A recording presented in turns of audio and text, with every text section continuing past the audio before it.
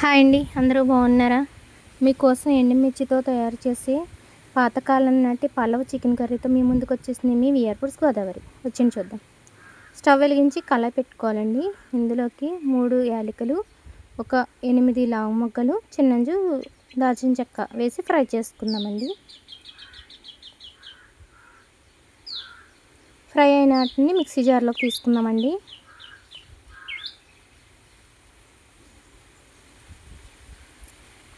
అలాగే ఇందులోకి ఒక పెద్ద ఉల్లిపాయ పెద్ద ముక్కల కింద కట్ చేసుకుని ఫ్రై చేసుకోవాలండి.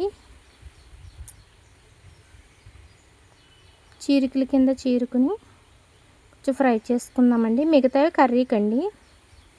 ఒక 2 ఉల్లిపాయలు చిన్న ముక్కల కింద కట్ చేసుకుని కర్రీకి పక్కన పెట్టేసుకోండి. అలాగే ఇవి కూడా దోరగా ఫ్రై అయ్యాయి కదండి, ఇవి కూడా అదే మిక్సీ జార్లోకి తీసుకుందామండి.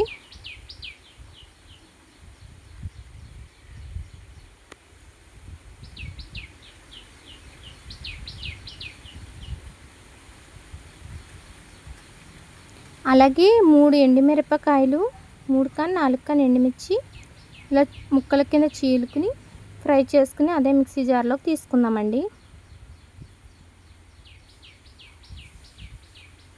మీరు కారం ఎంత తింటారో దాన్ని బట్టి వేసుకోండి ఎండుమిర్చి. అలాగే కొన్ని వెల్లుల్లి రెమ్మలు,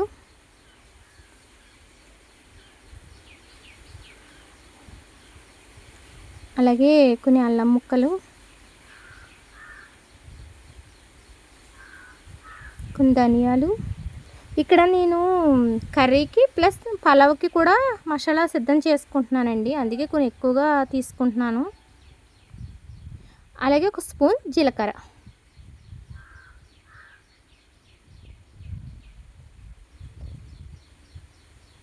ఓకే అండి, మొత్తం పేస్ట్ ఆడేసుకుందామండి మెత్తగాని. ఇదిగోండి. ఇప్పుడు ఇందులో నుంచి ఒక 2 స్పూన్ తీసుకుని పేస్ట్ పక్కన పెట్టుకుందామండి. ఇది పలావ్లోకి అండి. 2 స్పూన్లు మసాలా కూడా పక్కన పెట్టుకుంటున్నానండి. ఇది పలావ్లో వేయడానికండి. మిగతా దాంట్లో ఒక 1 అవర్ ముందు ఒక 3 స్పూన్ల గసగసాలు నానబెట్టుకోవాలండి. ఇదిగోండి, ఇలా నానబెట్టుకున్న గసగసాలు మిగతా పేస్ట్లో వేసి అది కూడా మెత్తగా పేస్ట్ చేసుకోవాలండి.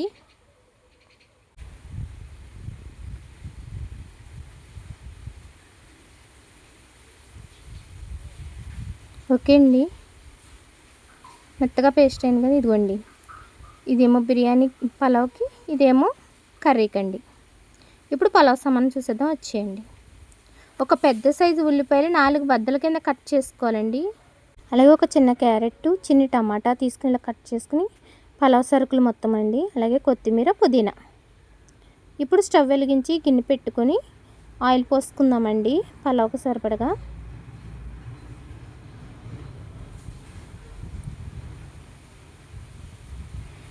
ఓకే అండి, ఇప్పుడు ఆయిల్ వేడెక్కింది కదండి, ఇందులోకి ముందుగా పలావ్ సరుకులు వేసుకుందామండి.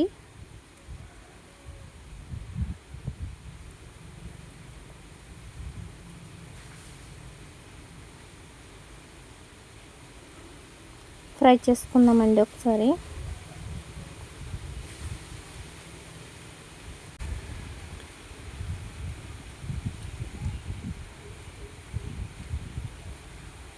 ఇందులోకి మళ్ళీ ఉల్లిపాయ వేసుకుందామండి. పెద్ద ముక్కల కింద చీరుకున్నాం కదండి ఉల్లిపాయ, క్యారెట్ వేసుకుందామండి. ఒకసారి ఫ్రై చేసుకుందామండి.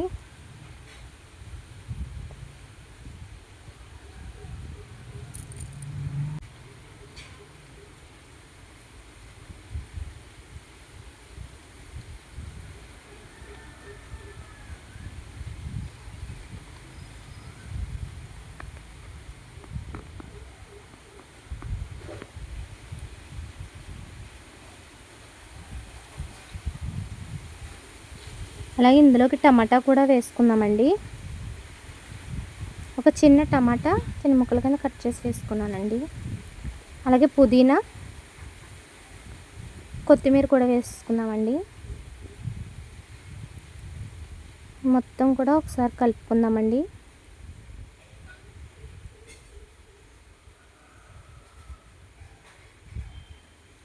ఇందులో నేను పచ్చిమిర్చి యాడ్ చేయలేదండి, ఓన్లీ ఎండుమిర్చి కారమే.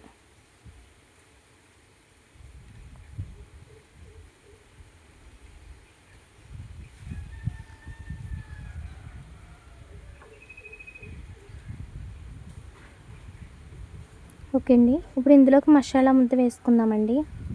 ఇందాక మిక్సీ పెట్టినప్పుడు 2 స్పూన్లు తీసి పక్కన పెట్టుకున్నాను కదండి పలావ్లోకని, ఆ పేస్ట్ వేసుకుంటున్నానండి.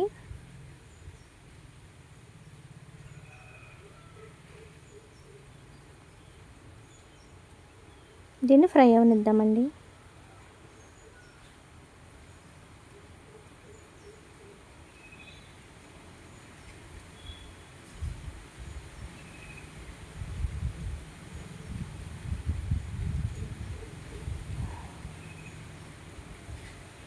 అమ్మమ్మ వాళ్ళ కాలంలో పలావ్ ఇలా చేసేవారంటండి.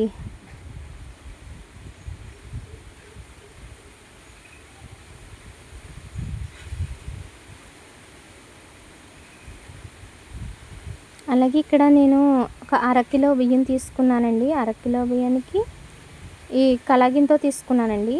1కి 1.5 నీళ్ళు పోసుకుంటున్నానండి. నేను బాస్మతి రైస్ తీసుకున్నానండి. బాస్మతి రైస్ ఒక గంట ముందు కడిగి నానబెట్టుకున్నా అండి. అలాగే ఇందులోకి 3 స్పూన్లు ఉప్పు తీసుకున్నాను.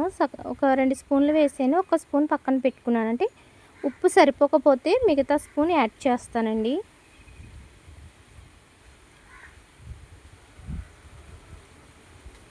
ఇంకెప్పుడు మూత పెట్టేసుకుందామండి.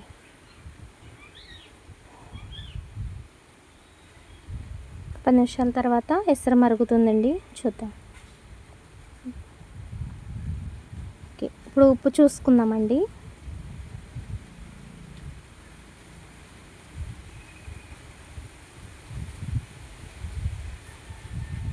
నీళ్ళు కొంచెం ఉప్పుగా ఉండాలండి, అప్పుడే బియ్యం వేసినప్పుడు పలావ్కి సరిపోతుంది ఉప్పుతనం. ఉప్పు సరిపోలేదండి నాకు, కొంచెం మిగతా స్పూన్ కూడా వేసేసుకుంటున్నాను. మీరు ఉప్పు ఎంత తింటే అంతే వేసుకోండి. నాకు 3 స్పూన్లు ఉప్పు పట్టేసిందండి.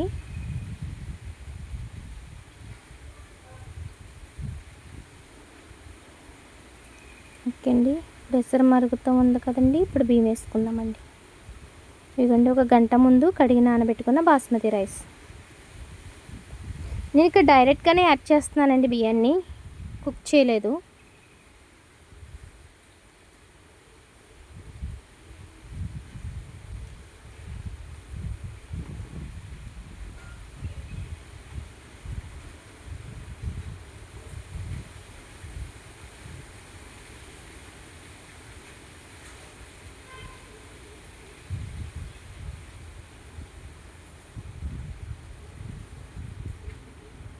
బాగా కలుపుకుందామండి. ఓకే అండి, ఇప్పుడు మూత పెట్టేసుకుందామండి. మూత పెట్టుకుని ఇది ఆ స్టవ్ మీద పెట్టుకుని కర్రీకి రెడీ చేసుకుందామండి. ఓకే అండి, ఇప్పుడు స్టవ్ వెలిగించి కలబెట్టుకుందామండి. ఒక గిన్నెలోకి కర్రీకి సరిపడగా ఆయిల్ పోసుకుందామండి. పలావ్ పొయ్యి సిమ్లో పెట్టి వేరే పొయ్యి మీద పెట్టానండి. ఆయిల్ పెట్టెక్కాక 2 ఉల్లిపాయలు చిన్న ముక్కల కింద కట్ చేసుకున్నాను కదండి, ఆ ఉల్లిపాయలు వేసుకుంటున్నాను. కొంచెం స్టవ్ మీడియంలో పెట్టుకున్నానండి.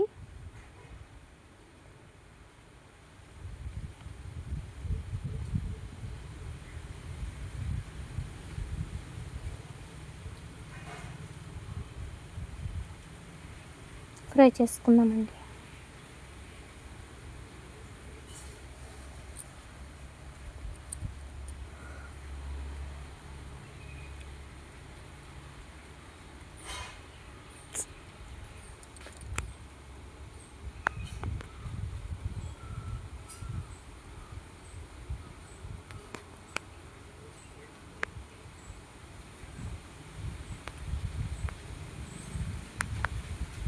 కానీ ఇందులోకి నేను ఒక 2 స్పూన్ల కల్లుప్పు తీసుకుంటున్నానండి, అది రాళ్ళుప్పు. అలాగే ఒక 1/2 టీ స్పూన్ పసుపు తీసుకుని మొత్తం ఉల్లిపాయల్లో వేసి మిక్స్ చేసుకుంటున్నానండి, కలుపుకుంటున్నాను.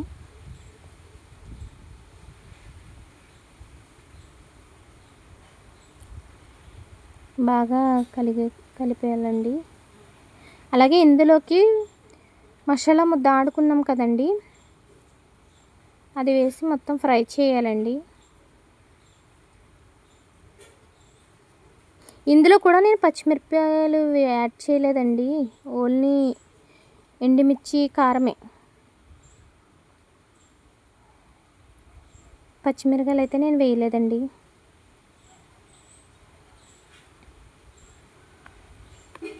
అలాగే కొన్ని జీడిపప్పు మొత్తం ఒకసారి కలుపుకుందామండి.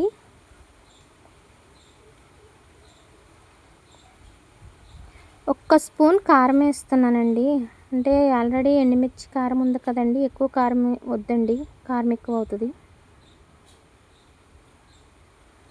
మళ్ళీ పిల్లలు తినరు, అందుకని తక్కువ చేసుకో.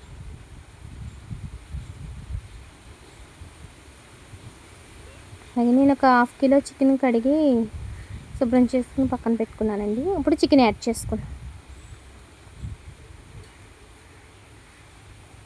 మసాలా ఫ్రై అయ్యాక చికెన్ వేయాలండి.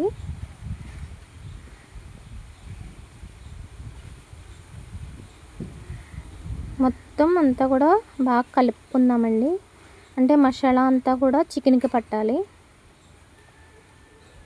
మొత్తం కలిపేసి మూత పెట్టుకుందామండి.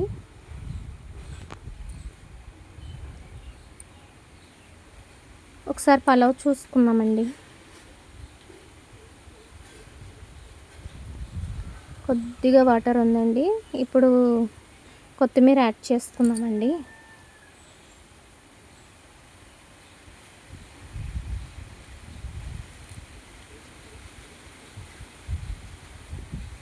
మూత పెట్టేసి పక్కన పెట్టాం. ఇప్పుడు కర్రీ చూసుకుందామండి. ఒక 15 మినిట్స్ తర్వాత అదిగోండి మసాలా మొత్తం చికెన్కి పడుతుందండి. మళ్ళీ ఒక్కసారి కలుపుకొని ఇందులోకి మసాలా రుబ్బుకున్నాం కదండి, ఆ వాటర్ ఉంటుంది కదా, అది యాడ్ చేసుకోండి.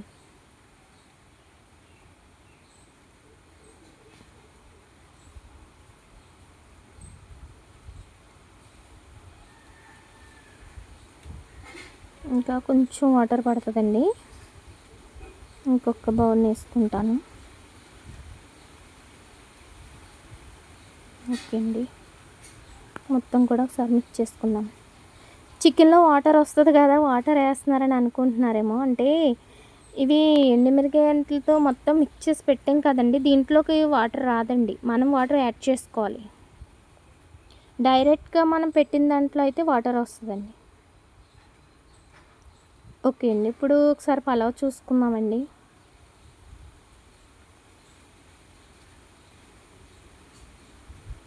ఓకే అండి, పర్ఫెక్ట్గా కుక్ అయింది.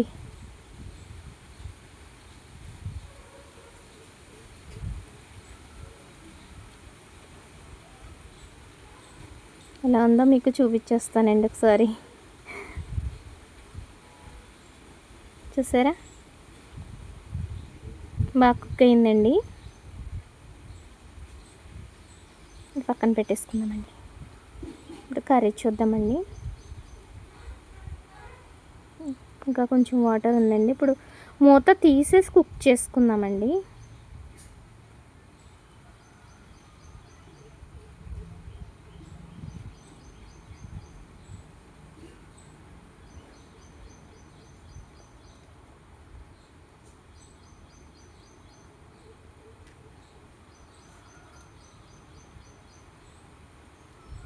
ఓకే అండి, ఉడికింది.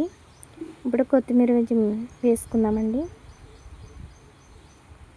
ఇది కొంచెం గ్రేవీ కిందే ఉంటుందండి, ఎందుకంటే పలావ్లోకి కలుపుకోవడానికి గ్రేవీ ఉండాలి కాబట్టి కొంచెం మసాలాలు పేస్ట్లు వేసాం కాబట్టి కొంచెం గ్రేవీ వస్తుందండి. ఇంతేనండి, ఈ రెసిపీని లైక్ చేసి సబ్స్క్రైబ్ చేసుకోండి. Thank you for watching.